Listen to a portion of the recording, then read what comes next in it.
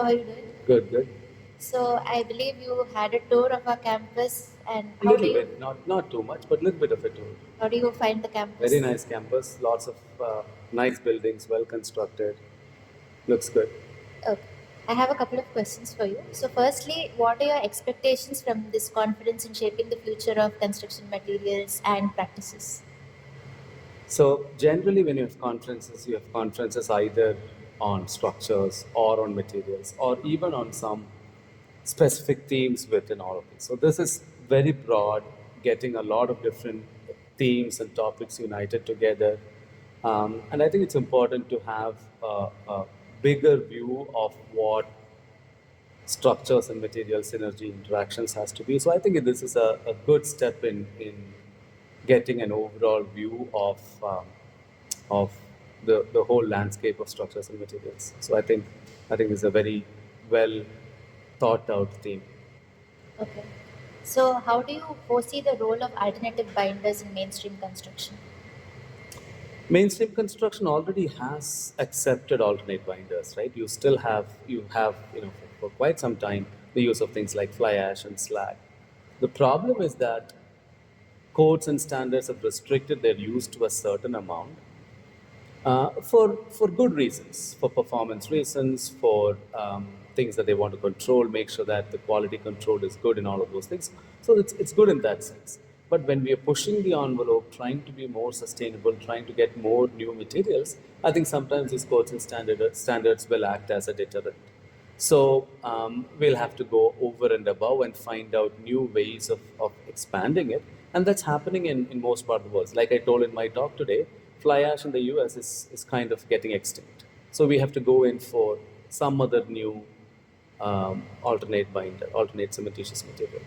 So it's always going to increase with construction increasing all over the world, infrastructure getting more and more prevalent, more and more buildings and infrastructure coming in all over the world. You need more concrete, and you can't just build with OPC anymore, right? So you will have these binders coming up locally and regionally. There'll be many more materials. Natural pozzolans. If you have a deposit of natural pozzolans in a certain area, that will be the one that's coming up. If you have waste materials of a certain sort from a certain industry, that will be used. I think we should be opening our eyes to everything that we can use within the limits of their chemical and physical characteristics and how we can proportion the concretes better. So I think it will have to be a lot more supplementary cement materials as we go forward. Okay. So you have worked actively in UHPC. So what do you think are the major research gaps which now the research community has to address? So very different from, so if you look at research 25 years ago versus now, right? You're looking at materials that stretch the envelope, you get something new, you want to get new properties out of it. And then you kept on increasing. You had normal concretes, then came reasonably strong concretes, then came high performance concretes, then came ultra high performance concretes. But if you look at all of these, the research to implementation gap in all of these are getting shorter and shorter. So UHPC pretty much came implemented. It was not something where lots of work was done in a lab like fly ash research or slag research. Everybody was doing it in the lab, and all of these and durability and tests were done, and then somebody decided to implement. No, UHPC we want to do this connection in a bridge deck. How do we do this connection so that it's very strong? Let's do it and then start developing. See, the implementation and research gap is getting shorter and shorter, which is actually good for materials like UHPC because you can push the envelope further, you can do more of it. And the other thing is that when you have materials like UHPC, it is not enough just to have a material scale understanding. You can say that with fly ash, pretty much everything is like a normal concrete. You can design a beam like a normal concrete beam. It's just that the compressive strength will be slightly different. But when you do a UHPC, you have to have structures and structural design, mechanics and materials integrated so thoroughly, otherwise you're not getting the benefit. If you're using UHPC and designing like your regular reinforced concrete beam, you're wasting a lot of money and resources, right? So because the fact that you had to have all these aspects play together, that gap is shortening. And we are also now very open to getting ideas from different places. For example, ductile composites. Lots of UHPC performance is based on both fiber reinforced concrete as well as studies in ductile composites. How does crack propagate in a highly fiber reinforced or a strengthened media? How does cracks propagate? So we are getting all those information together, which will make our understanding much better. And UHPC was only for closure pores. Now they're doing overlays, now full-scale structures. So I think there is lots of opportunities, but I think there is lots of scope to even more optimize UHPCs. We can still go slender on structures. We can still go thinner on overlays, so that you can conserve more materials. I have one final question for you. What advice would you like to give young researchers who like to make a meaningful contribution to the research on construction materials and structures? How should they proceed with the research?